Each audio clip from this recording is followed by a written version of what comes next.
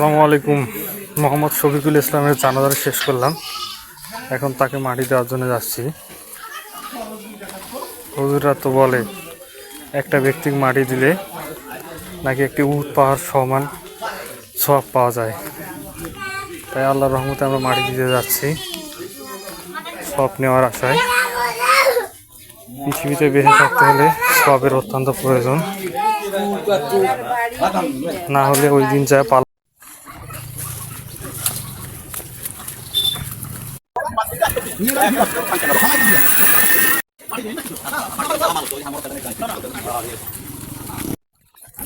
ভাই আসতেছেন পানির হাত ধোয়ার জন্য।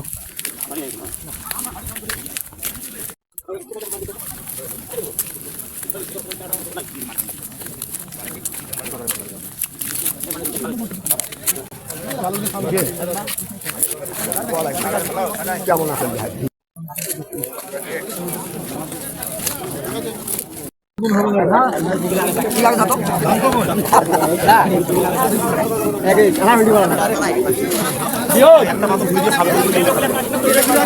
আরে এই জায়গাটা ফাঁকা দিলে ফেলে দাও।